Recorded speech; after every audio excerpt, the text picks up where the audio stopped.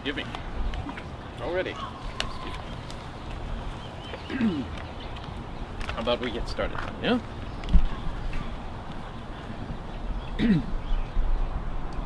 Was in Ko'olau I met with the rain. It comes with the lifting and the tossing of dust, advancing in columns, dashing along. The rain sighs in the forest. The rain, it beats and whelms like surf. It smites now the land. My goodness, that is beautiful, isn't it? One can almost feel the rain dancing with glee, cooling the brow and washing clean the tired mind. The poet displays a love of the natural world and a deep connection to the land. But let us pause for a moment and inquire, who was this mysterious wordsmith? Thoreau? Dickinson? Whitman? No, the author of this piece is... Forgive me. Oh, well. She'll just have to share his name with you once I have discovered it. All we know for certain is that this piece is a Hawaiian mele, a cantillation of sorts, translated by yours truly, and translated with great difficulty. I assure you, its beauty in the native tongue is tenfold. Text is difficult to describe. The local allusions, the point of view, the atmosphere that was in the mind of the savage are not in our minds today. To conjure up some ghostly semblance of these dead, impalpable things and make them live again is a problem which requires much aid from the divining rod of the imagination. It is for that reason that the practice of decoding these cryptic treasures has stolen my heart. Good evening. My name is Nathaniel Bright Emerson, translator, historian, and interpreter of Hawaiian.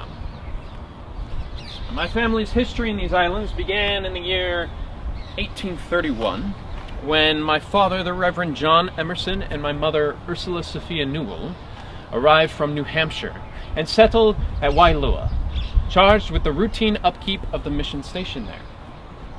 They had barely begun to understand this strange new land and its people before my mother bore her first child in July of 1839. Me. Within 3 years, we had relocated to Maui. My father had been given a teaching position at the Lahaina Luna Seminary. And when I was old enough, I was sent to Punahou, called Oahu College in my day. It's in these early years when the mind is youthful and elastic that I first began to wrestle with the complex sounds of the Hawaiian tongue. Nothing fascinated or vexed me quite as much as this difficult language. Now, bear with me. I feel a lecture coming on. You see, the phonetic elements of the Hawaiian language are few in number and elementary in character, yet they show the attenuation of long years. It is poor in words for the expression of abstract ideas. It has specific words for colors like black, white, yellow, red, etc., but none for the word color itself. This very fact compels one to resort to a language of the senses, with the result being that the stronger forms of speech, hyperbole, metaphor, and personification are the ones most often used. It is not abstract beauty that is sung, it is the thing is beautiful. Does a lover wish to celebrate the charms of his mistress, he must go straight to nature and ascribe to the dear one of his heart all the perfections he finds there. What a glorious way to write. Never have I encountered a language which lends itself so powerfully to the development of poetry. My artistic musings, however, would have to wait, for tragic news soon reached the ears of the islands. On April 12, 1861, a band of Southern rebels fired upon the Union Fort Sumter at Charleston, South Carolina. I did not hesitate to join my brethren in battle, and soon found myself on a vessel bound for the mainland. And by 1862, at the tender age of 23, I had signed on with the 1st Massachusetts Volunteers. I wish I could forget many of the things that I saw. Brother cutting down brother in the field on the shores of the river Rappahannock, Fredericksburg, in the woods outside Chancellorsville, and finally at that great bloody stretch of no man's land at Gettysburg. When I had taken my 3rd musket ball, my commanding officers had decided that I had done my part. And so I was discharged from the Army of the Potomac in 1864, a respected and honored veteran. Oh, having witnessed the horrors that war could inflict upon a man's body, I resolved to remain in New England and learn to heal the damage done. I enrolled in the Harvard School of Medicine in 1865. I received my master's from Williams College in 1868 and graduated from the College of Physicians and Surgeons at Columbia in 1869. I would have remained a professional student had my coffers been able to bear it. The university kept me engaged and excited with the world around me, but the medical practice I had opened in New York City quickly became stagnant and dull. It was not long before my thoughts returned to the toss and sway of those long-backed waves, to the hua trees twisted like garlands, to that delicious native poetry. It was with great delight that Providence blew me a taste of the islands on the trade winds of life. I met a beautiful, intelligent young woman recently arrived from Honolulu. She, like me, was studying to open a medical practice. Now, imagine a woman opening a medical practice. She was. For once in my life, I was without words. Her name was Sarah Eliza Pierce. I planned to make her my wife, but the fates, it seemed, had other plans for me. In 1878, I was called back to the islands by the Hawaii Board of Health. I left my beautiful Sadie, for that is what I called my Sarah, and returned to the leprous horrors that would soon become my new wards. As luck would have it, we would not remain apart for long. In 1884, my Sadie returned to Honolulu, and on January 22nd, 1885, we were married. 10 months later, we were blessed with the squalling bundle of energy, Arthur Webster Emerson. He was an impetuous little thing, wide-eyed and fascinated by the world around him. My work frequently took me to distant climes, so I'm sad to say I missed much of his early growth. I constantly wrote my Sadie inquiring after anecdotes and photographs of his advancement. On more than one occasion, little Arthur was excluded from the family photos due to the colorful array of bumps and bruises that oft covered his forehead and limbs from his many explorations. I instructed my Sadie to kiss each bump and hoped for better photographs in the future. I would have gladly spent a few fleeting moments with my family than travel the whole country without them. My letters were often signed, "Imagine all I would say if I could. All of my love, Nat."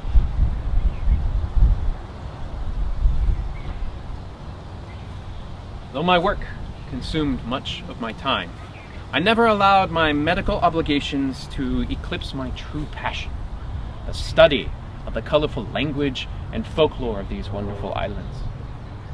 I was elected president of the Hawaiian Historical Society, under whose name I published many scholarly papers.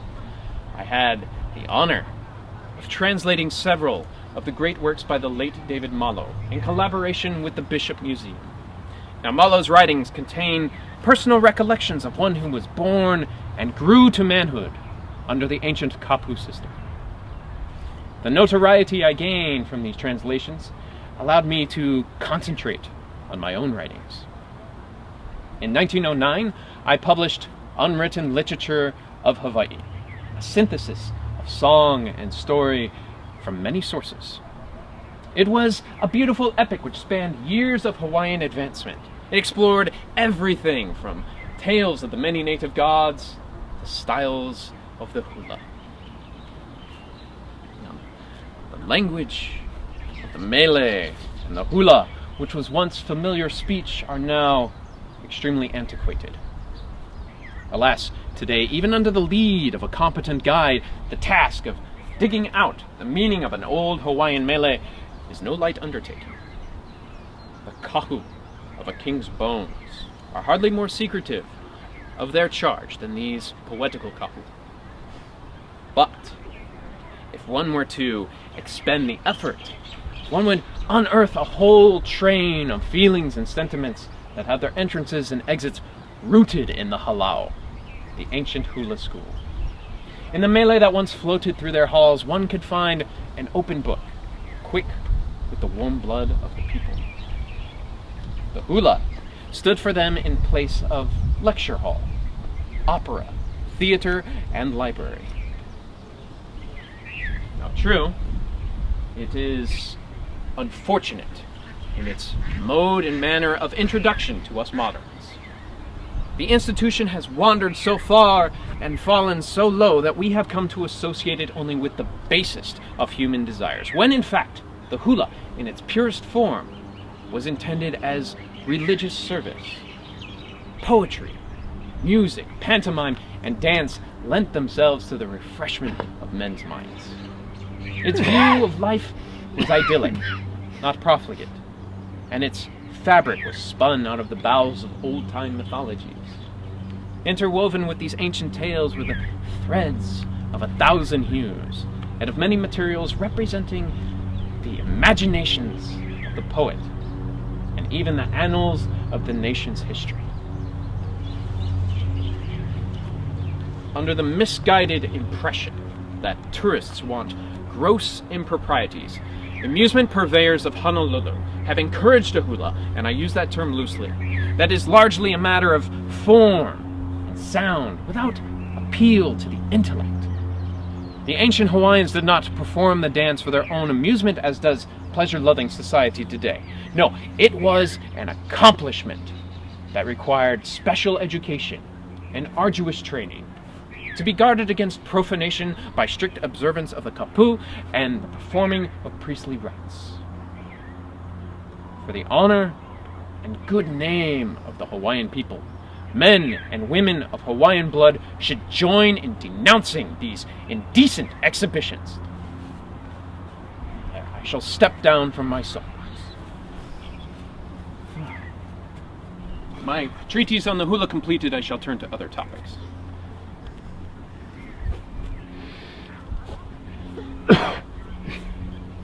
In all the research I conducted, whether it was old records, manuscripts, or even from the mouths of the Hawaiian elders, I found reference to Pele, the volcano goddess, and her brood.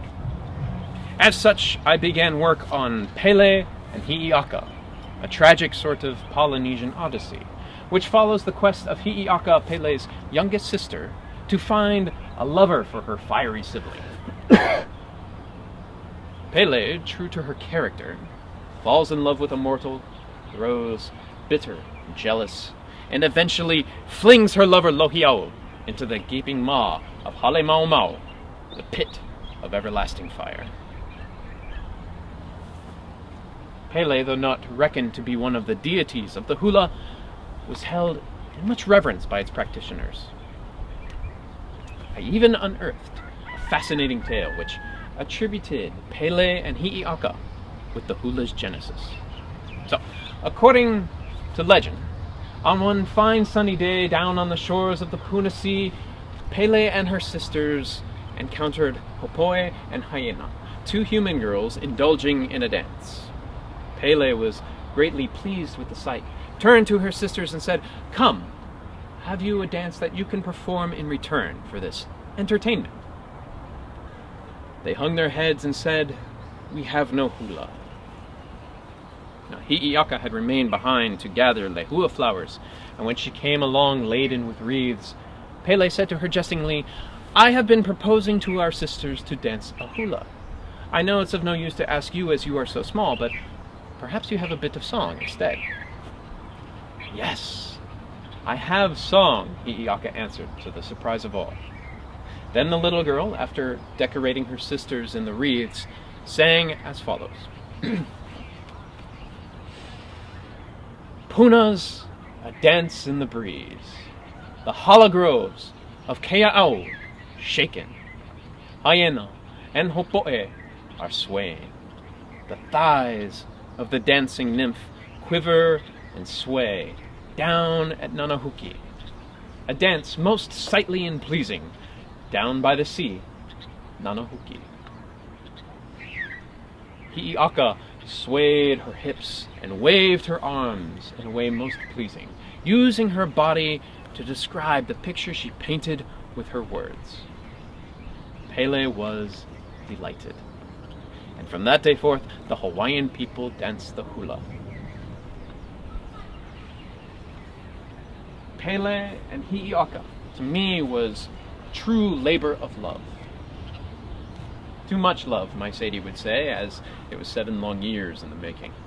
But should we not strive for excellence in all that we do? What would have become of the hula had the dancers of old not practiced and rehearsed in the halau until their feet stained the ground a deep crimson?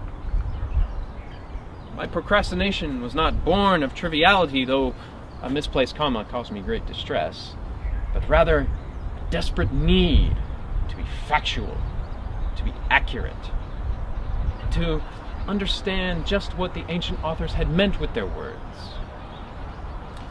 I would like to think that they would be proud that nothing but the right word, the right turn of phrase, the right impression upon my audience would satisfy me.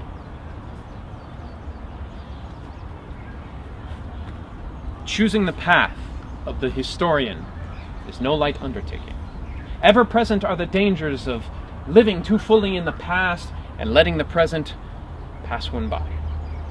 I avoided the snares of such a trap in my lifetime. I kept my research close, my family closer.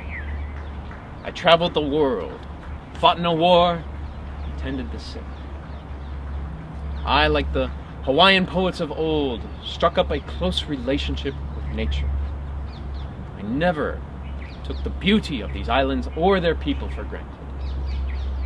Perhaps it is for that reason that the songs and dances seem to blossom like lehua flowers and share with me their deepest secrets. Aloha and good night.